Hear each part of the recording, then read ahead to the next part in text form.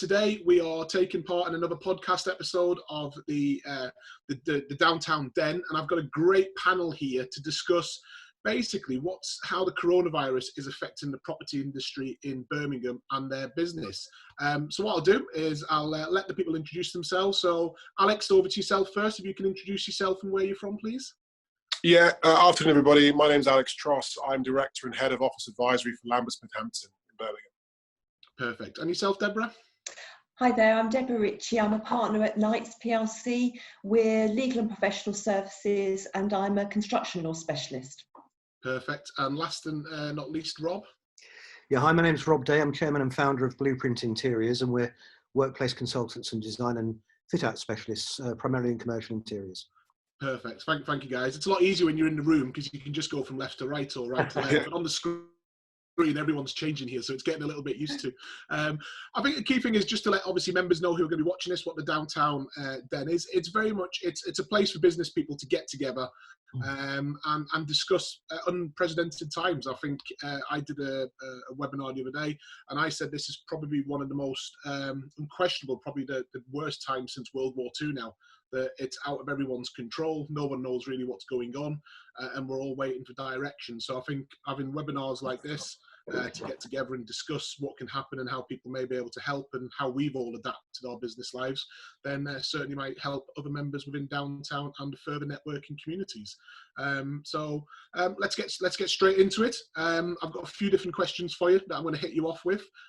So Deborah, how's the COVID or the coronavirus affected your business to date? Well, we advise on both business and individual legal matters. So we've kind of got a mixed response within the business at the moment. Our employment teams are very busy, as you'd imagine, an awful lot of questions out there at the moment about how businesses can acquire the funding that's available, what they can do about their employees, all that sort of things. So they're very busy. Our family teams and private client families with children, etc. On the business side, and particularly for me on the property side, we're still busy on transactions. Some that were coming up for completion are still going ahead. We've got new financing that's still happening. We've got a bit of a drop off in terms of, say, development agreements where we've not gone over the line. There's so much uncertainty about how the construction works will progress that some of that now is certainly stalling.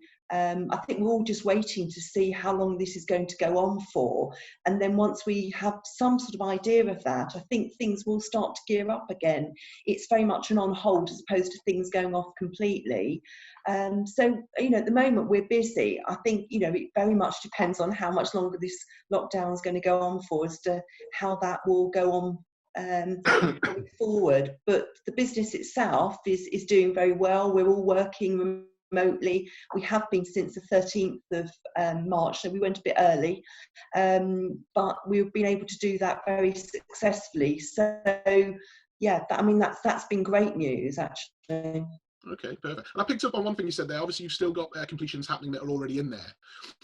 How are you finding it now with finances? Because the rumours that are coming out from the property industry that finances drying up a little bit while this is going on, or they're offering less loan to value on land deals, or certainly the on the residential side that's gone. They're really, the mortgages are essentially at hold. I think anything that's already been negotiated, they are going forward. So we're okay on that. It's new funding that's the problem, although I've got some refinancing deals that are still continuing. Things have been slowed down a bit because the practicality is involved, but sound businesses are still being able to access funding. Okay, perfect. Lovely. Thank you. Rob, obviously, personally, I use your company as well for interior design. How are you finding this? Because obviously it must be very different how it's affecting your business, because I'm presuming at the moment you're all working from home now as well, and it depends on construction companies allowing you on the premises as well. Sure. To try and do the fit outs at the moment. Yeah.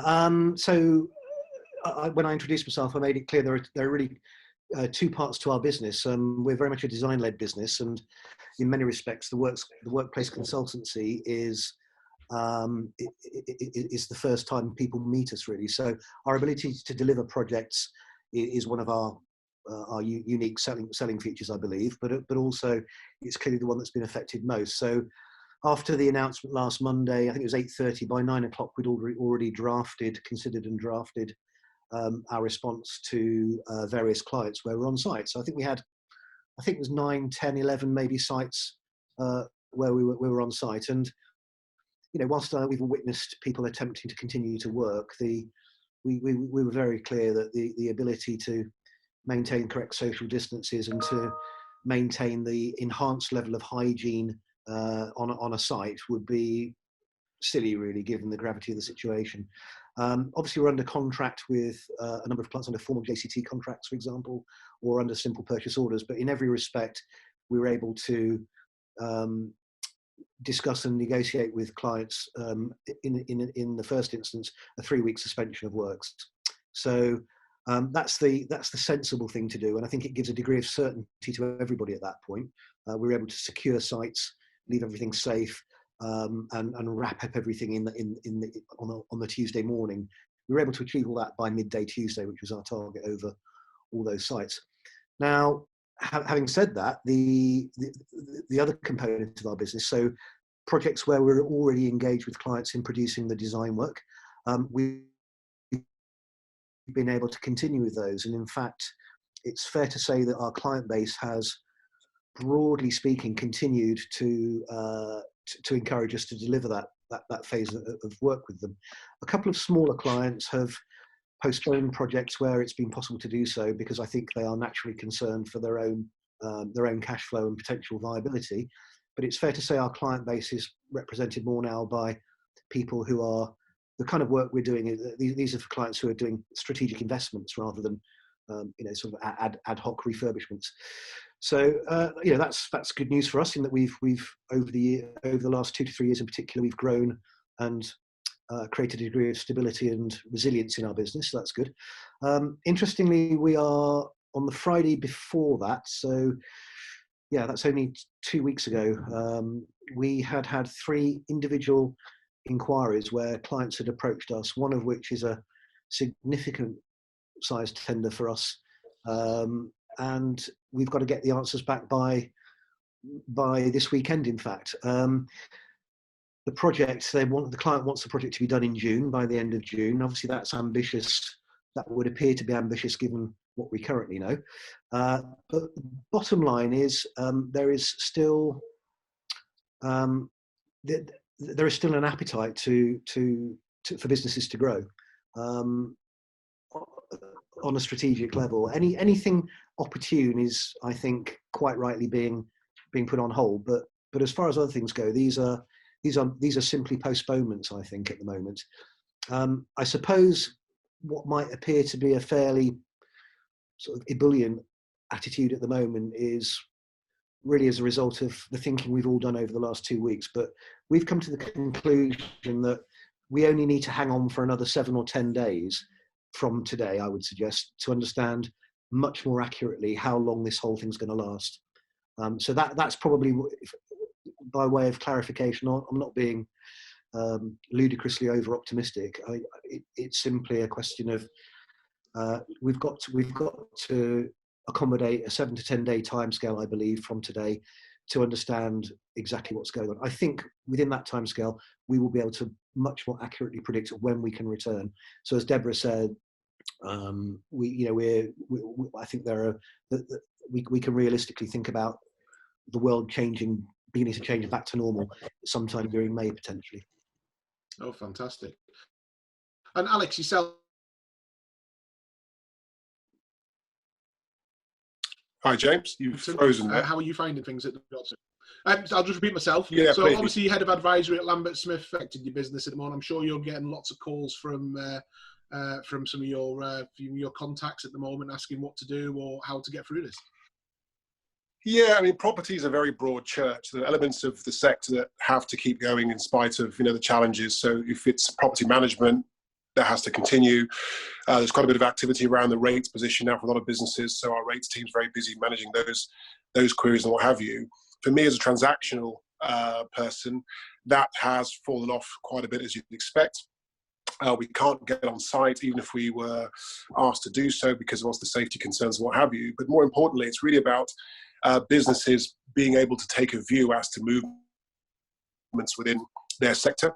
And it very much depends on where you are on the timeline in terms of the process. So for those deals that are fairly progressed, they're in solicitors' hands, as we would term it, they can perhaps tweak the deal to make it a bit more reflective of the current sort of economic situation we find ourselves in. If you're right at the beginning, for example, a business that has experienced some growth since the stability afforded by the general election result, looking to really, in Birmingham in particular, take advantage of the investment drives and the Commonwealth Games and the growth we've experienced as a city, you might take a slightly different view now because that momentum has been pretty much halted, I think is probably the best way to call it without being overly negative. So it very much depends on where you are as to what view you would take. I think realistically, most occupiers now are taking the view that the most important thing is just to take stock, protect the business, take those often very difficult decisions that you need to take to allow you to keep trading when things do get better. And that is the focus. So exposing yourself to costs, either legal fees or fitting out, we heard Rob talk about those issues as well. They are going to be secondary now. It's really about maintaining the health and well-being of your staff and doing what is necessary to allow you to continue to trade. Property, as with most sectors, has had experience, unfortunately, of having to sort of flex and respond to market conditions. This is a more severe case of that, which no doubt we will get through, but it's going to be interesting to see what the market and sector looks like when we do return to some sense of normality. But I think for everyone at the moment, it's quite tough because deals are in the air. And the question is how long? If there was a line in the sand, a la Brexit, you could take a view, we can just hold off and put things in place to allow us to trade to that point and then reassess. But at the moment, we're not really sure. Ideally, if Rob is correct and we are looking at May for some sort of resolution, fantastic. But we don't know. So therefore, the plan has to be fluid and we have to be reactive as opposed to proactive, unfortunately. Yeah, great points there, guys. And I think it's, we've all been in the property industry. We just got over Brexit and it was all about the uncertainty of what was happening. As soon as we knew what was happening, we could see that upward spiral straight away. And there was a lot of confidence in the marketplace. We see it from both my companies, from the estate agency side and then the property development company as well. It was all systems go and quite rapid. All of a sudden this is hit and it's like a complete catch-22. Estate agents, like as Deborah's mentioned, yes, we've got deals that if they're exchanged, we're pushing for completions. If obviously it can be agreed mutually, if contractually not, they could be going back for 3 to 6 months. And then, as a business, you then have to look at yourself and think, well, how do you survive for 6 months if you're not going to have any revenue coming in from that point as well, because you don't get paid until completion's taken place.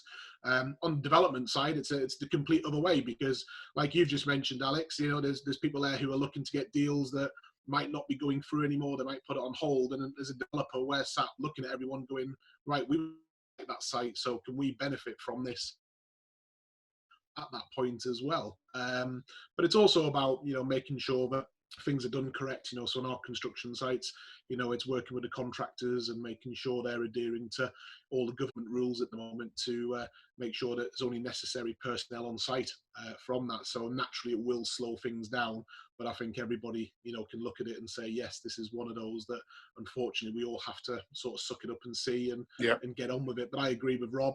I think I think we'll get the announcement probably in next week. We'll probably be told to stay in for another 2 weeks to get us to the end of April, but we do. It is unfortunate, but we have to start getting back to normal at some point, and it might be a staggered start over certain points, but I do believe that by May I think we will start seeing more people back out on the streets and back at work to push us forward in the Great British way. So moving on then, so for Birmingham itself, how would you see the long-term effects of this current epidemic in the industry, Rob? How would you see it being affected? The longer term, I think the interesting thing is we spoke just now about the certainty delivered by the election result, and let's not forget that this government has essentially committed to balancing economic growth throughout the country, via large infrastructure projects. Birmingham's obviously, as Alex has alluded to, we've got a good fair share of those projects here with the Commonwealth Games and so on. The Midlands engine is a very, it's a mature body. It's got plans, framework, and a strategy to move forward. I think it will be. I don't want to sound complacent, but this is, if this is a 6-week event or 8-week event in terms of actual complete lack of economic activity, that in itself isn't enough to stop the momentum that lies behind this. In my belief, it's undoubtedly going to cause problems, and I'm really not being complacent about those who are going to suffer. There's no question, but the longer term strategy, I think, is crystal clear. Birmingham's infrastructure and its infrastructure plans are of such scale that this is, I believe, a relative blip. It's a big blip, but it's a temporary state of affairs. This, if we believe that we'll be exposed to this kind of activity every year, then it's a different question. But I guess we will adapt our infrastructure and choices and responses accordingly. But no, there will be effects. Players will change, as Alex said. Some people survive, some people won't. As we were discussing before we formally opened the meeting, all change is opportunity. If you're around to take advantage of it, it will be. It will be a very busy time indeed. Echo your comments there. Deborah, yourself, what do you think the long-term effects will be on the property industry in Birmingham based on this? Yeah, I think very much like Rob said, actually. I've taken some soundings from property developers, house builders, consultants in Birmingham as to what they think the position will be. And generally, people are optimistic. In fact, they feel that there's going to be a bounce back, but of course it all very much depends on how long this is going to go on for. We've said it already, but that really is absolutely key, because those big capital projects, those big infrastructure projects in Birmingham that we're all expecting to give us, even further boom in Birmingham, the HS2, the Commonwealth Games, if they still are on track, then I think we should be fine.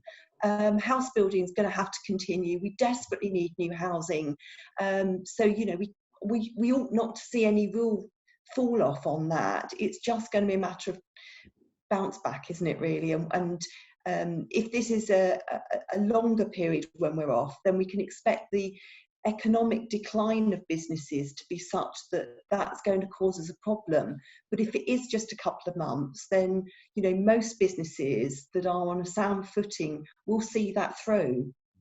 Yeah. No, exactly, and that's some great points there. I do believe, I'm not the biggest lover of HS2, as a lot of people who know me. Probably I'm the only property person in Birmingham who probably disagrees with it.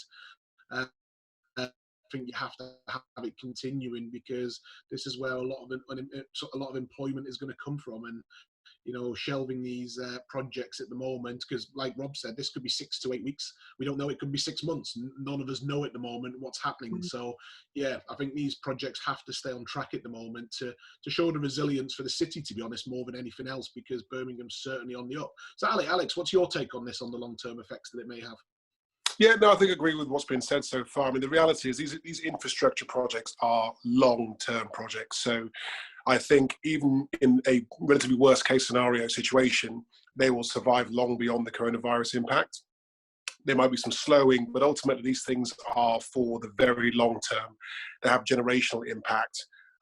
So I think ultimately they will be there. They'll be fine. I think what we have seen in recent times, post Lehman's, et cetera, the downturn really took hold, was that Birmingham benefited because businesses that are suffering look at ways of reducing their cost base. And one of the great ways to do that is to take your business elsewhere and locate where your rent is significantly cheaper, for example, but there is still a rich pool of talent and so on and so forth. So Birmingham, irrespective of what happens on a macro scale, will still have those benefits relative to the Southeast, for example. And I don't expect that to change in the short to medium or even long term. Yeah. So I think there'll be a period of instability, which doesn't help anyone, especially the property market. But ultimately, because of the long-term view that has to be taken when considering something like HS2 or the impact the beneficial impacts we hope of the Commonwealth Games, for example, those things will be in effect well beyond Corona, one would hope.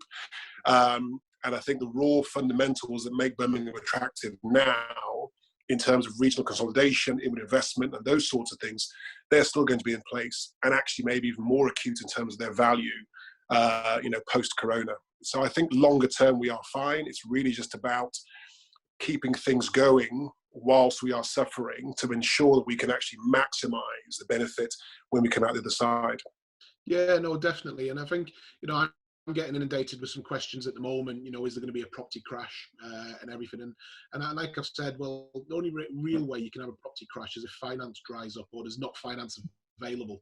In other words, where there is finance still available out there at the moment, yes, it might not be the terms that we're so used to because they're scaling back, but there's less buyers and there's less sellers at the moment as well. So it's actually all equaling out compared to 2008, 2009, where finance was just not available, full stop. So I think it's going to be quite interesting times. I think there's going to be a lot of panic over the next 6 to 8 weeks about how it will affect the property industry.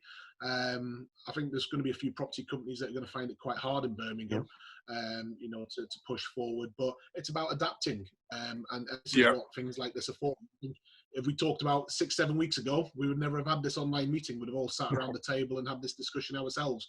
So now everyone can see it. So it is changing. And it sort of leads me on to my next question, and that, which is just quite interesting. It's about individuals and us as individual positive people. I think it'll all come across that we're being very positive about what we expect to happen and what we're hoping to happen. But individually, it has to be quite hard. So Deborah, how have you adapted as an individual at the moment, work-wise and personally? Yeah, I mean, I've always worked remotely. I've worked around our offices quite a lot. So not being at my desk every day hasn't really caused me any particular problems. I'm very lucky from my domestic situation because I don't have kids. So it means that, all the time's my own. I can do what I want with it. So that's fine for me. It's obviously not true of a lot of colleagues, and they're trying to manage the homeschooling and work in the daytime as well. So that must be very tough. But I find I'm getting better at things like digital skills. I never knew how to do video conferencing before, so there's all sorts of tips and tricks that we're sharing around the office at the moment, which is just great. We're all helping each other there.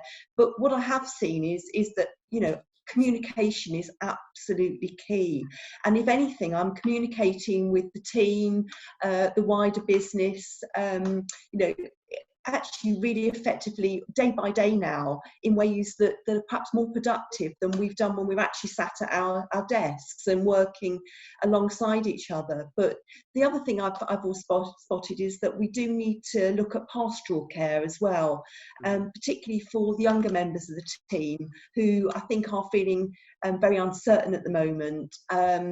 Perhaps haven't, witnessed an economic downturn in the past, are very worried about the future. And I think, sort of that putting a sort of digital arm around them and making sure that they feel comfortable and well supported. I think that's been very important. No, fantastic. And Alex, what about yourself? How have you adapted as an individual during this time?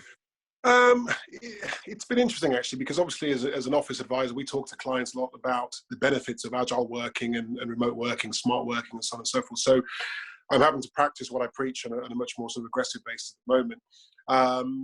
The difference, I think, fundamentally for me is that typically when I'm working at home, it's because I need some really quiet time to focus on something very specific, a report to write or something that needs my full attention without the distractions that you have to suffer at work. However, when you've got a family and children and so on, you can't really just sort of sidestep those distractions. So that's you have to find a different way of working despite being at home. But the reality is, as long as the tech supports that and there's enough space, which we're fortunate to have, you have to muddle through. And actually, what I'm enjoying is the benefit of having more time with the kids, because typically as a working person, those with kids know you're maybe an hour in the morning, but you're rushing around getting stuff organized to get to work and get people to school, and then some time in the evening and 2 rush days of the weekend trying to cram everything in. So to have that blended over the 7 days, it's nice, and it would be better in sort of better circumstances. But ultimately, it is about learning how to structure the time when you've got acres of it. It's almost like Christmas, not knowing exactly what day it is and what have you. So that's a challenge because it's a much longer period than we would typically have. As has been mentioned, you understand the benefits of a work environment where you can collaborate and enjoy the culture of your firm and enjoy your colleagues and those relationships. Having that taken away is taking some getting used to. But again, thank goodness for Wi-Fi. We can Zoom, we can use Skype, we can FaceTime and have those things support us whilst we're all working remotely. But I think ultimately, when this is all said and done, hopefully what I think we'll remember is what it feels like to be in an environment where you've got your colleagues and peers around you, and to really enjoy that and not take it for granted, perhaps we have done to date. But what I keep telling myself in order to keep myself sane is the reality is, beyond the sort of economic threats that we all face as businesses and individuals, actually what we're being asked to do is fairly light touch stuff, isn't it? We're at home, plenty of downtime, our workloads are all a little less heavy than they would otherwise been. We've still got Netflix, we've still got Wi-Fi. It could be a lot worse, and it is a lot worse for a number of people. So I'm holding on to that, trying to count my blessings. Oh, fantastic. Rob, you're looking very relaxed in that nice comfy chair, so how have you adapted during this time? Just need a cigar, don't you, Rob?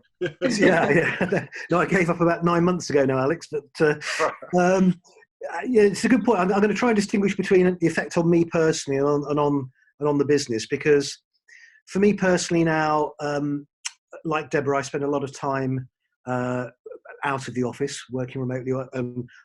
Having said that, I spend a lot of time working with people face to face as well. So that's been a big challenge. I think the one thing that almost universally we could say is that everybody's got more time because we're not travelling to the extent that we did. When I used to work in Birmingham city centre itself, it used to take me 90 minutes there and 90 minutes back on a good day. So that 2 hours or 3 hours that some people are still doing is really coming in useful. I think it's interesting what you're saying, Alex. I think we're able to structure our time much better because it's much easier to book. You have to essentially book these meetings on Zoom, Skype, Starleaf, whatever. You tend to be a bit more disciplined about when you're going to speak to somebody. I think the agendas that we have, I'm reflecting on the fact that I'm far more structured, I think, in my approach to the meetings in terms of how I prepare for them, whereas I would perhaps rely on my sort of natural curiosity to explore things in the meeting, perhaps more so. From a family point of view, I'm a family man. I've got children and grandchildren, and gosh, do I miss them. There's no question. That's probably the single most difficult aspect for me. They're all kitted out. I managed to get my mother, who's 86, kitted out with a Chromebook and WhatsApp. So I've now experienced at first hand what it must be like to be a call handler in an IT sense. Yeah. Is it plugged in, mother? So that's been good. It's fair to say, I think the other thing, let's not forget, we've had the most fantastic first week's weather, haven't we, really? It could have been so much worse, guys. Yeah. I don't know about you, but I spent a great deal of time, much more time without guilt in the garden, because as I say, I was able to get my day-to-day work done in a much more structured way, and I've been able to identify what's my free time much better, I think. No, yeah, I think I can totally agree with that, because I've realised myself how much I actually get done within 3 to 4 hours out the office. Yeah. When I'm in the office, I probably don't get half of what I've been getting done on a daily basis. So okay. I think, what I'm learning is I should just go on holiday more and work overseas. It'll be a lot easier. Weather, but I agree with the team. I think, staying in contact with them, especially the younger ones, like you mentioned, Deborah, it's very interesting that, because I have a relatively young team, and some of them, have just never seen anything like this. I think as it was coming, there was a lot of joking about it, and it's not going to affect us, and as in the UK as much as it has done. And now, when you're sort of being told in a very a democracy country that you're not allowed to leave a house effectively, and you can't see anybody, it's a different way of the world, isn't it, that we've sort of got used to. but you adapt, like you say, digitally, and you have to get on with that, and speak to family by video calls, or using your mobile more, etc. And it's but you have to get on with it and just stay strong. I'm presuming most of the same answers are going to be the same for the company of how they've adapted as well, in regards to the home working scenarios. Does anybody want to give me some input?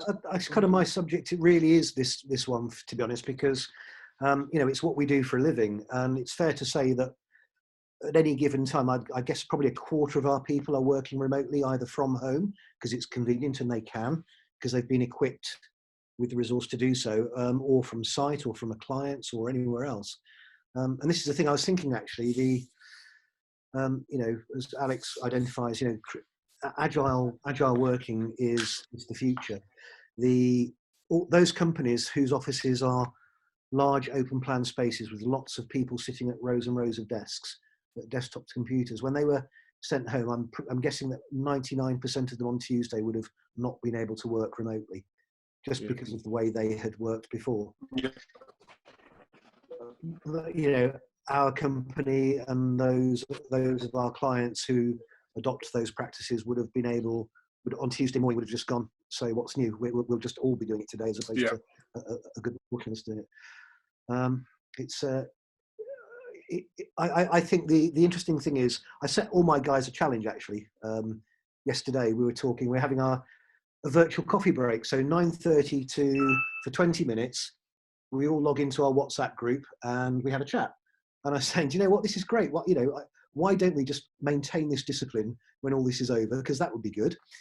Just literally for everybody just to stop and enjoy. But I set them the challenge of going, so does the fact that 90% of the country is working from home now mean the death of the office?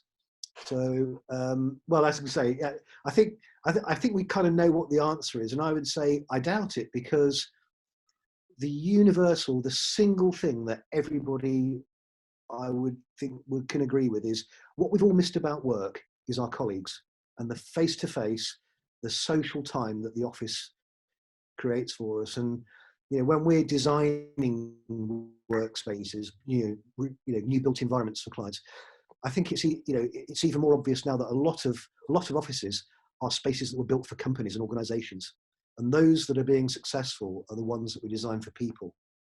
And to celebrate if most people would agree that their company's most important asset is their people, and we've been on a mission for some time now to persuade people to design spaces for human beings, not for employees.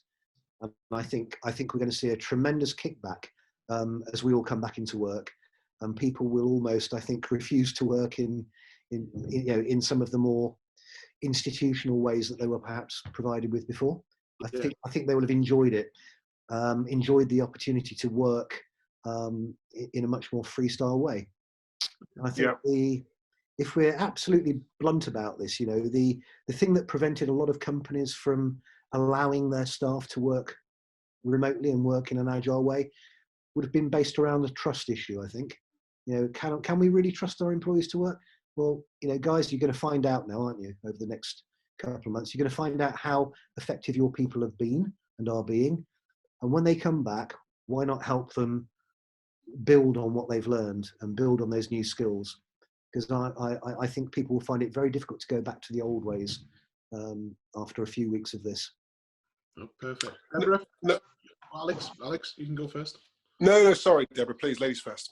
Oh, okay. I was just going to pick up on the point that Rob made about people working remotely and the trust issue, and I think that is very true.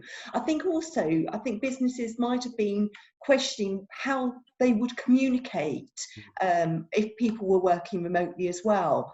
My own business is very keen on maintaining the very strong culture that it has, and there's always been a concern that with people working remotely, not being in communication with each other, that good culture would be lost over time. But what we found is that people find opportunity to communicate all the time, and some of our communications are more effective now than they ever were when we were mainly sat at our desks. So I think that's been an interesting change, and I think it will drive some change in our business going forward as well. I think there will be more opportunity for remote working because we've seen it works for us, and partly I suppose that's because of the culture that we've got in the business. So I think it's, you know, it's a bit chicken and egg, and it's a bit of a concern as to how you get there, if it's, you know, if you haven't got that already, and how you maintain it going forward with new people coming into the business that perhaps haven't experienced that kind of side of life before. So that's going to be an interesting one, and see how we adapt to that going forward. I do wonder how an awful lot of law firms are doing out there. We're a business set up on a very different basis to most law firms. You know, we're a PLC. We've had heavy investment, not only in acquisitions and bringing in new hires and the like, but also on our IT. So for us to work remotely, our finance to be working remotely, all that sort of side of it has been very easy for us. You know, okay, you know, that's not to belittle what our IT guys have been doing, because they've done fantastically in getting everyone organised and set up and dealing with issues that arise day to day. But we've been able to do it because we have electronic filing. We've, you know, had that for many, many years. All that kind of stuff that just isn't there in a lot of businesses. So I don't know quite how those businesses are managing and how they will go forward, but you know, that IT investment for us has been absolutely key. And I guess we will see businesses recognising that they need to do that going forward, and they need to have digital platforms for their people to work on, because you know, if this is going to be seasonal, if this is going to be something that we can expect every few years, then we can't be in a situation where businesses are absolutely stopped from working for no other reason that they just don't have the IT capability. Yeah, so that's a really good point. It's about balance, I think, Deborah. You're absolutely right. I mean, it's interesting. I'm very familiar, obviously, with Knights anyway, but you've just acquired a company in Nottingham that we work closely with, Fraser Brown. And so talking to one of your directors over there, he was telling me how I think your IT department had got essentially 80 people set up and working, you know, within the morning, as it were, with their new laptops, all the software loaded, everything working.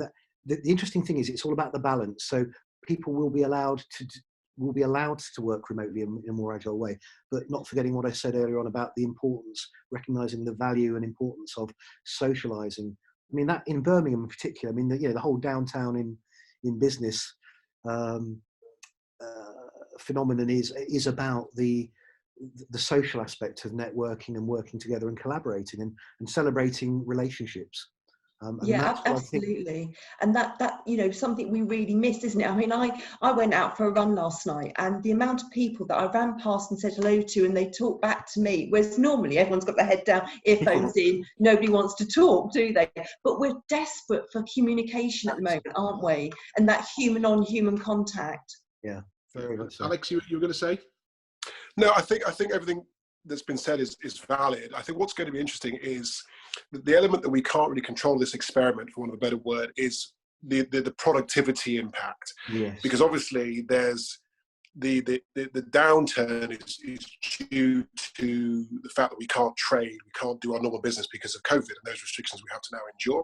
I think what's going to be interesting to see is, because businesses are there to protect their bottom lines and allow themselves to keep trading, if everyone could be dispersed into the network and work remotely and there'd be no impact on productivity, then I suspect more businesses would actually go, you know what, that makes perfect sense, because it will cost less to have the right tech and IT than to pay rent rates and service charge on real estate, for example. And if they can protect, and as Deborah mentioned, through better comms, more disciplined ways of communicating, the culture and the dialogue, then actually I think that's going to fundamentally change how businesses look at real estate generally.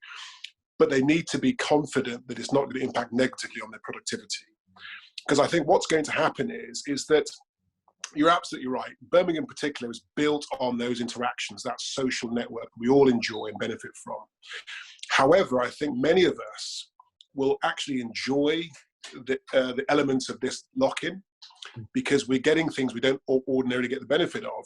And I think when we get back into the working world, people are going to want to see a better balance of those two elements in their lives. And that's going to impact on how we treat office space and how we manage the relationship we have with our employers and what have you. And it's going to be interesting for me, and no doubt for Rob, given what we do, is to how we negotiate and navigate those new conversations. Because I think if you can, I mean, some businesses are more progressive than others and allow their staff to work remotely, either from time to time or when needs must. But others, as you quite rightly pointed out, Rob, some are just sort of a call center, for example. You can't physically do that from home. But ultimately, if your workforce demands it and puts pressure on the business to allow a greater degree of what they've enjoyed whilst being locked down, there's got to be a balance struck in terms of how you provide that. And I think that's going to inform decisions made about real estate moving forward. I think there's going to be a better balance. So we'll get to go out into town and into Prims and do all those things we really love doing. But also, you know, having those runs at 11 o'clock and not having to wait and get through rush hour and then do it in the evening, for example, where it might create a few more problems. So I think there's going to be a better blend moving forward. It's certainly my sincere hope anyway. Yeah, I couldn't agree more. I think to be honest, I'm sorry, Rob. No, as I say, I really couldn't agree more. I'll give you an example of a very current example. So we're currently halfway through phase 1 of the 6-phase project for a firm of architects, significant scale refurbishment. Apart from the testimonial we got for the quality of work and the approach we've taken overall, which was great. What we also had was a discussion immediately about where the client, the equity partner we were dealing with, had recognised immediately that the significance of this shutdown for an extended period of time would almost certainly require elements of this revisiting, whereas they had adopted components of what we'd said about agile working. They were very much more open to having had experience of just literally 1 week at home, understanding how their staff would be functioning differently and the impact that would have when they came back. So there's no question it's going to change. I think it's going to change for the better, because I am optimistic that people learn from new experiences and make the best of it. And the truth of it is, you know, all good businesses are successful because they empower and entrust their people to deliver their best, and, you know, for them to fulfill their individual potential, the aggregate of which is the business fulfills its potential. That's our working philosophy, and it's one that I think we're all being encouraged to think about our staff as human beings. You know, we touched on well-being. Deborah, you talk about pastoral care for the younger generation, the millennials, and so on. It's absolutely vital that we continue to understand our businesses as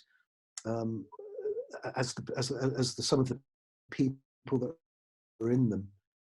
And I think it's going to enable us to be much more tolerant, much more humane, and much more flexible in our approach of how we deal with people. Not just our own staff as well. I think with clients as well, and clients and suppliers. I think we're going to see a tangible sense of tolerance. Yeah. Increasing after. I mean, the point was made by James earlier. And actually, when you work from home, if you're not used to it, you actually, because I've in previous sort of lives, I've worked from home quite a bit, and actually I don't struggle with that because I'm used to it and I understand how it works and the mindset you have to get into. But the way I talk about it to people that haven't necessarily done it is that when you're at home, you have to distract yourself. You have to decide to get up from where you work, to go and watch Homes Under the Hammer, whatever it is, or make a sandwich, do whatever you need to do. But it's a conscious choice to stop what you're doing. When you're in an office, you are constantly interrupted, and sometimes it's welcome, but the reality is what you want to do and need to do takes a lot longer, as James mentioned, because you're constantly distracted. And I think the reality is, and the way I run teams is that because we're a transactional, we generate revenues, perhaps different to perhaps I'm doing a more sort of service-orientated role. As long as you get to the destination in terms of revenue, it's not necessarily that important how you get there. You've got to employ the right behaviours and embody the culture and so on. But as you quite rightly point out, it's about trust. Do I trust you as an employee, as a colleague, to do what you need to do to deliver what you have to deliver for the benefit of us all as a collective? If you can do that at home and you then take 2 hours for your lunch, but you work until 7, or you want to go for your run or go to the gym or play tennis, whatever the case might be, does it fundamentally matter that you take that time and you structure your time as you see fit? To my mind, it really doesn't. And as long as we support that kind of mindset with the right technology to allow us to communicate and stay in touch, I think that's what's going to happen. And interestingly enough, even 2 weeks ago, I'd never heard of Zoom, right? Whereas now, every day I'm using it. And even now as a business, we are going, actually normally our conference calls are without video, because that's just what we've done, because we get the benefit of seeing each other on a regular basis in the office. But now, having a call without video seems really lacking. Yeah. So I think, and we've already decided as a sort of senior management team at Lambert and Hampton, we are now going to have all our calls through Zoom or something similar to allow us to see and interact on a more sort of personal basis. But equally, we're all doing stuff. We all have jobs to do because we want to do well. And I think employers are going to be forced to learn to trust their teams, because they can't now force them into the office. And that, I think, will make for better changes in terms of that employer-employee relationship moving forward, I would hope. No, perfect, guys. Some great comments. I echo nearly all of them. The only difference I do, Rob, is we don't do tea. We do ours on a Friday night now, and it's with alcohol. That's going to be a thing as well. We've done that as well. We've set up a virtual pub. We've done that one. Many thanks. I think we've had a great discussion there, and hopefully all the downtown, anyone watching the Downtown Den podcasts will really appreciate this. So, from Deborah, Rob, Alex and myself, thank you very much for tuning in, and no doubt we'll see you. Been a pleasure. Thanks all. Stay safe. Take care. Bye. Bye-bye.